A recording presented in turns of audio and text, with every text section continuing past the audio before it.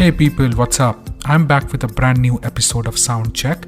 I'm Diwash Gahatraj, and my guest today is Ronkini Gupta, Hindustani classical vocalist and Bollywood singer. Today we're going to talk about Ronkini's journey from a talent show winner to a Bollywood singer. But before we do, let's begin with a Soundcheck with Diwash Gahatraj. कैसे कैसे धागों से बुनी ये दुनिया, हाँ, कभी धूप कभी बादलों की लड़ियाँ,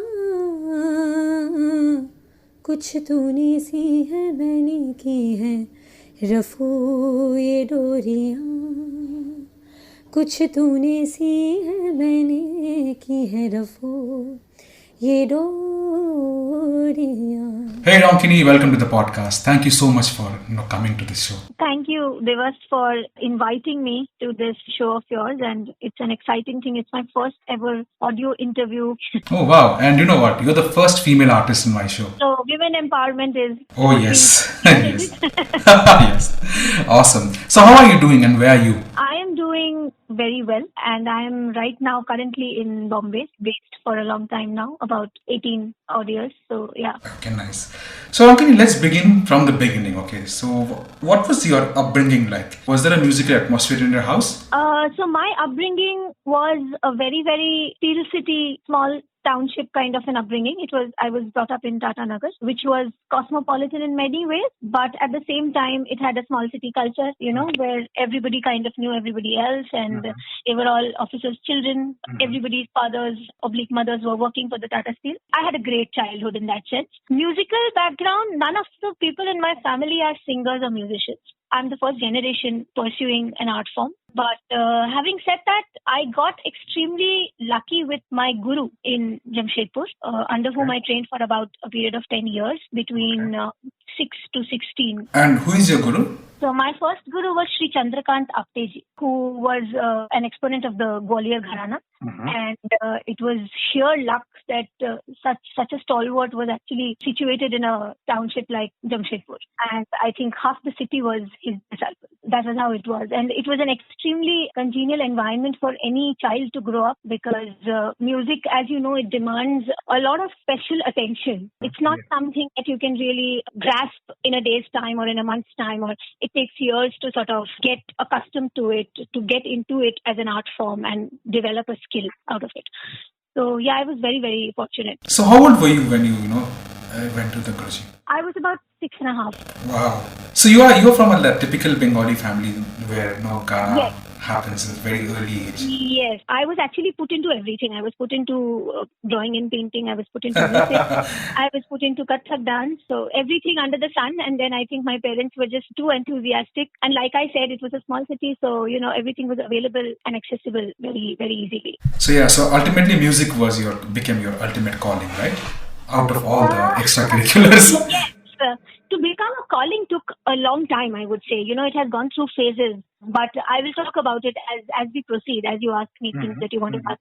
So when did you professionally start singing? Was it in the college? I started singing in college, late college. So Saregama, I won Saregama World Series in 2004, yes, I know. which was my second year of college. So you can say that, live concerts started happening to me after 2004, in and around 2004. Who are your musical influences? That's a very wide question. So it has gone from being, of course, my Guruji for starters, because at the time I really didn't have an ear for what I want to hear or what I love or what is my liking or what is my taste. That took time to build. So initial years, I think at home, my parents would listen to a lot of P.T. Jalota. Indian classical music was very much played at home.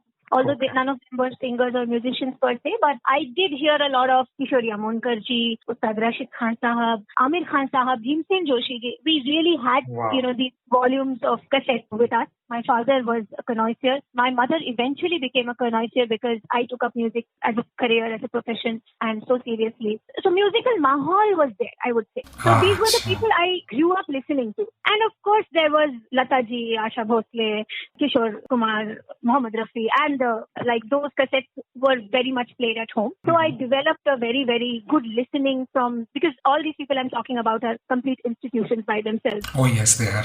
So that's in the beginning. And then post that, in my 10 years of training, 12 years of training, post that I started training under Ustad Dilshad Khan Sahab. So I was very, very in very close quarters with Parveen Sultana ji and Khan Sahab and, her family. A lot of Kirana Gharana Gaiki is what I was exposed to for a couple of years, more than that, about 3 years. So my gurus have been my inspiration, my idols for sure. And apart from that, I have now also developed a ear for, other kinds of music. So I listen to Pink Floyd, I listen to the Beatles, I listen to Jacob Collier, who is a very, very young and he's a genius. So I really don't have words to really describe the kind of music that he's doing. Other than that, Adele, Nora Jones, I love listening to instrumental music. So everything from sitar, I lap up a lot of Urbayan Chatterjee's sitar, and also in the youngsters, I mean. And before that, Nikhil Banerjee, Pandit Ravi Shankarji, I love listening to the sitar. I love listening to flute. Okay.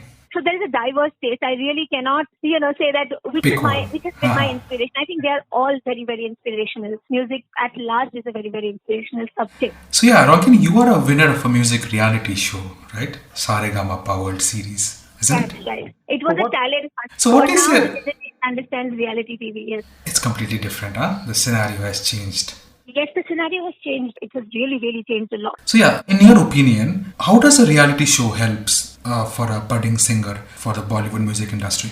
Because we agree on the fact that, it was a talent show earlier and now it's a reality show, I will say there is a two-part answer to this question.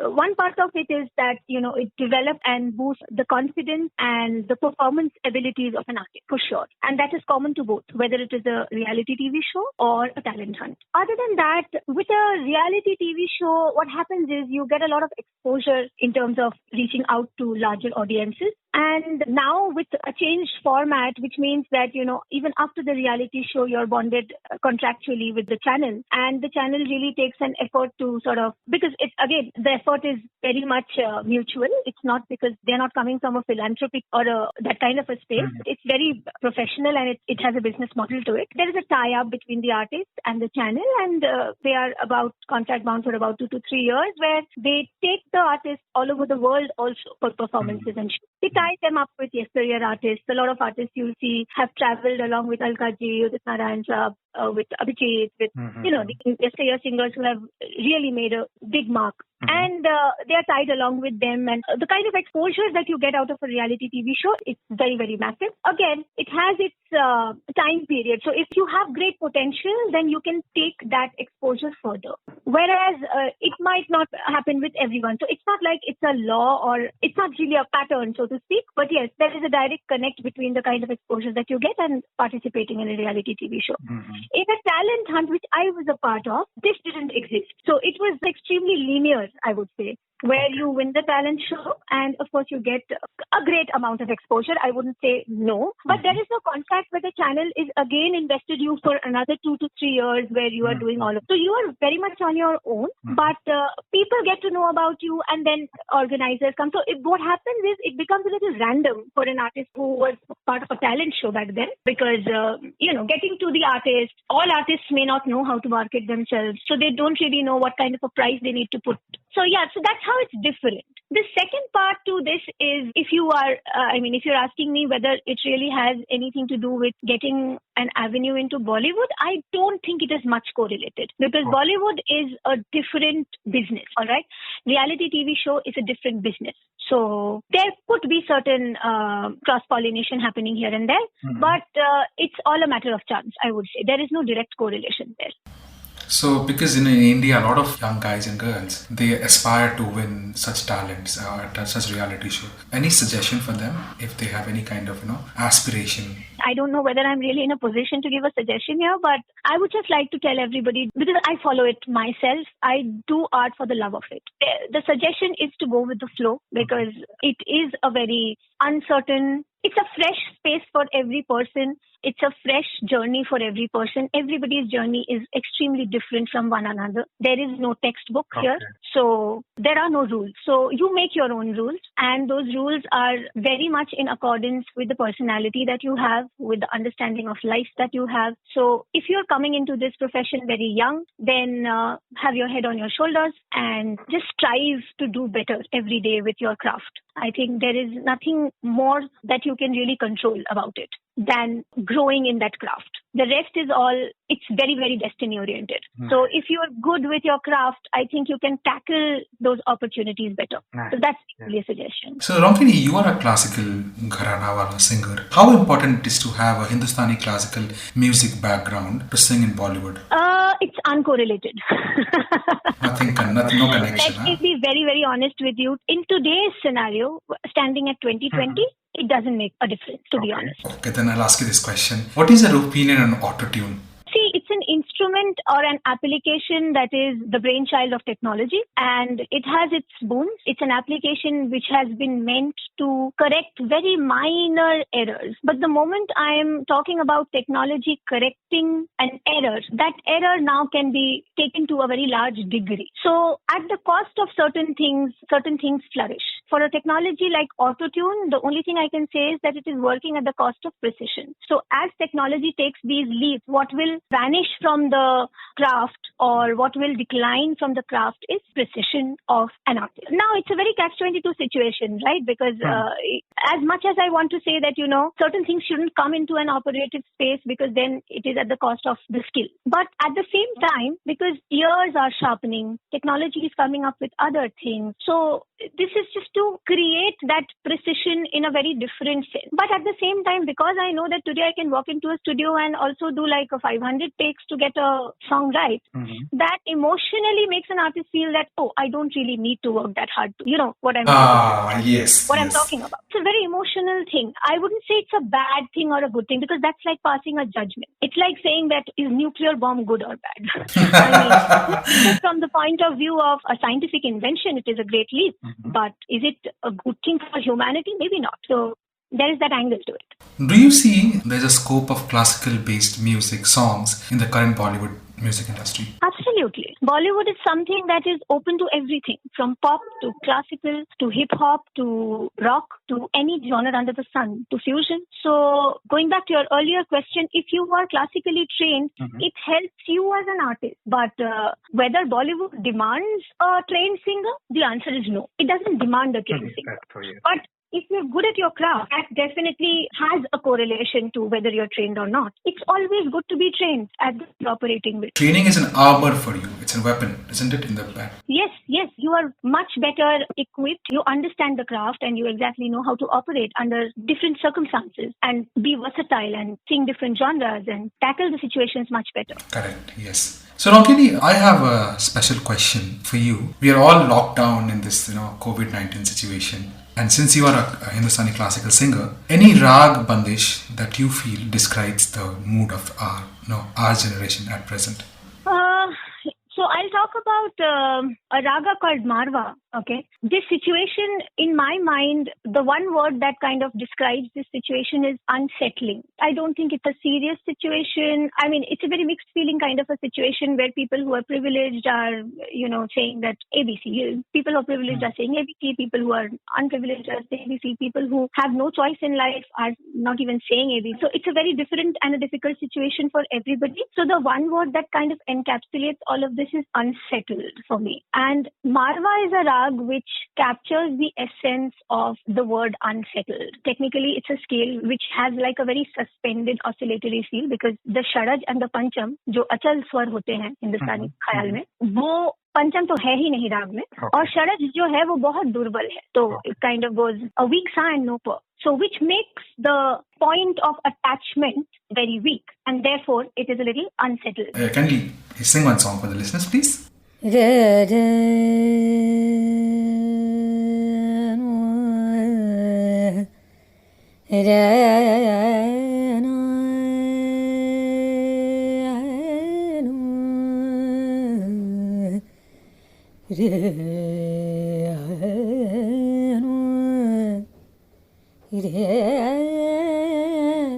Ah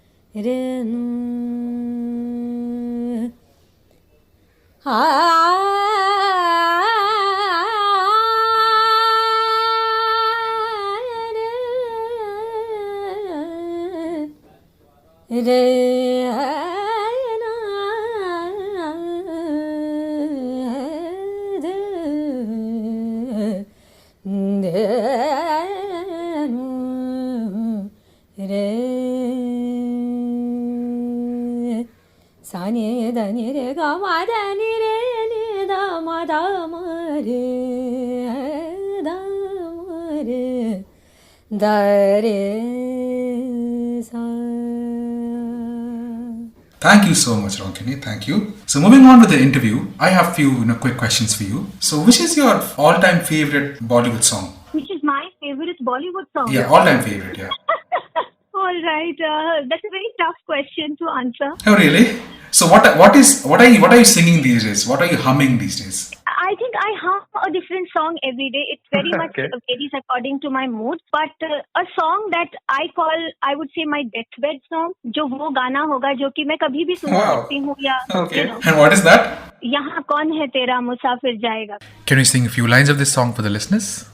वहाँ कौन है तेरा मुसाफिर जाएगा कहाँ दम ले ले दम ले ले दम ले ले घड़ी भर ये छैया पाएगा कहाँ वहाँ कौन है तेरा.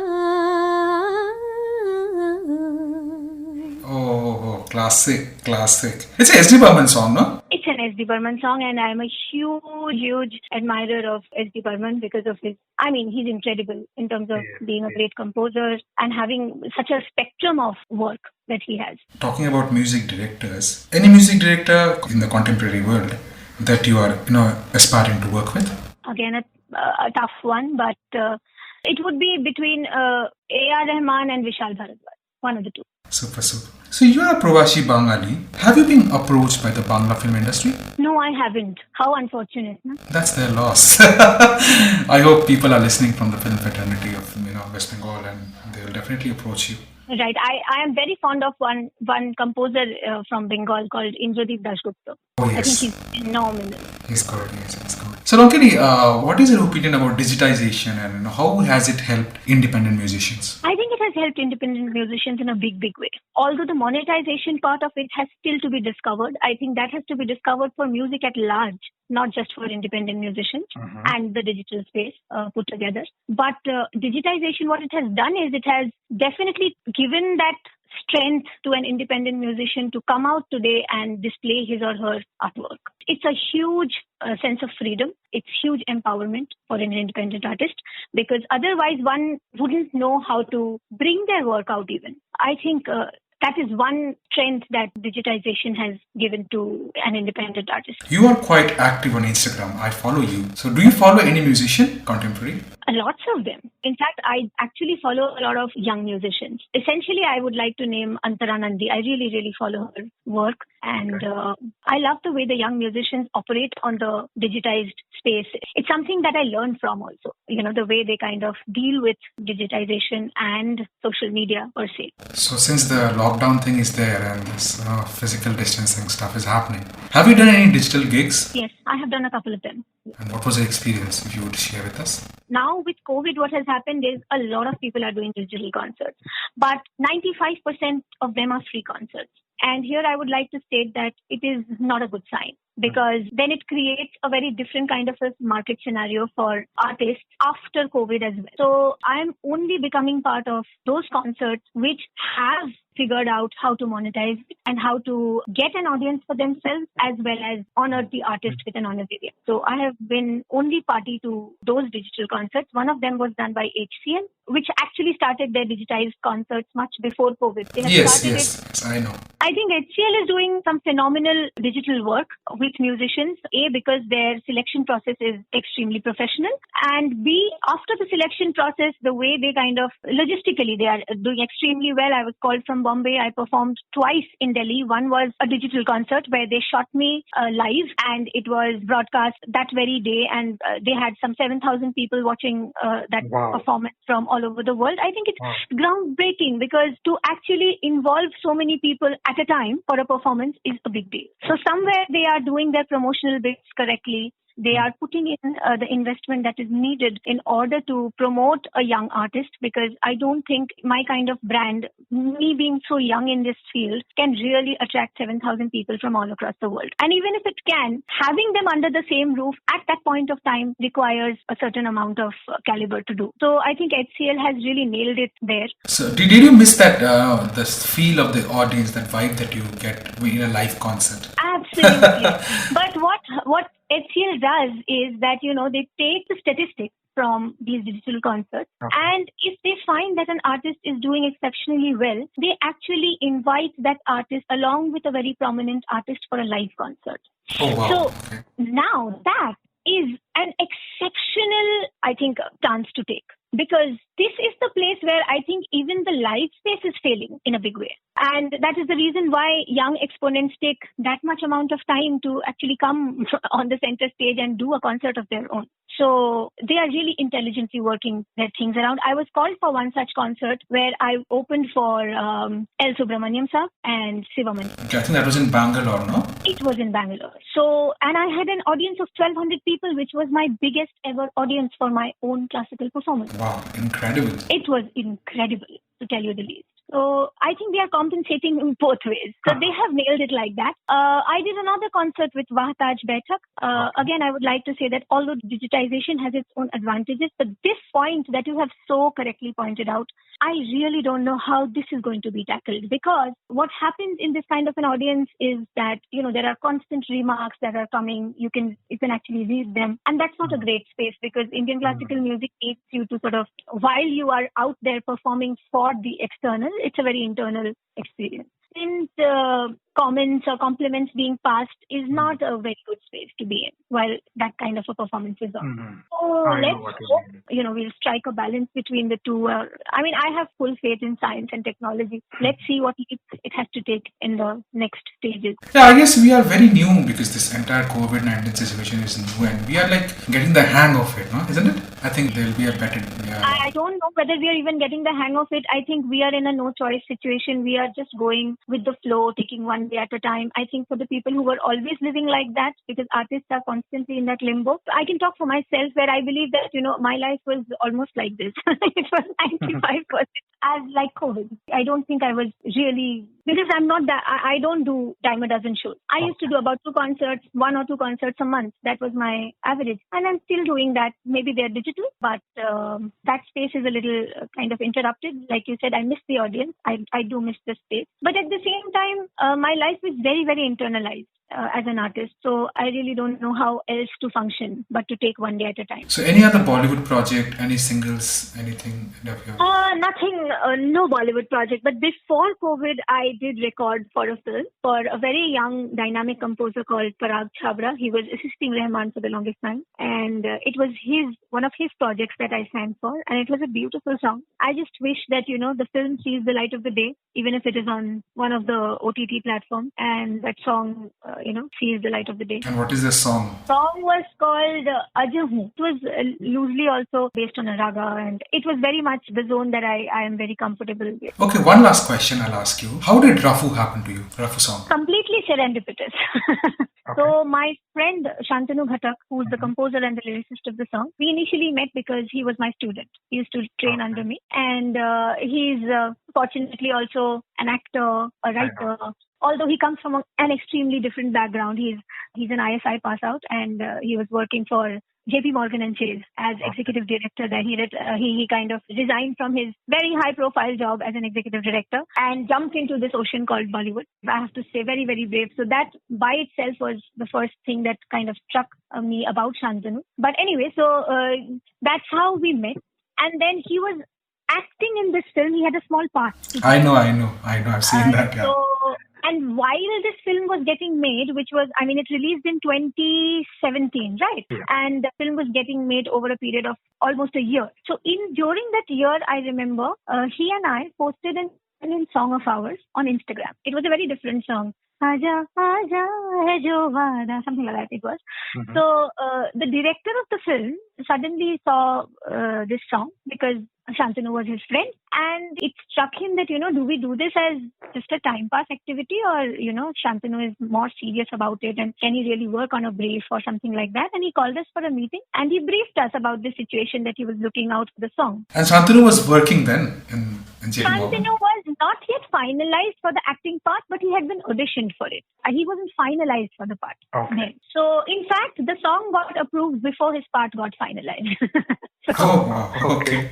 Yeah, that's also a story. But so we were called to give a brief.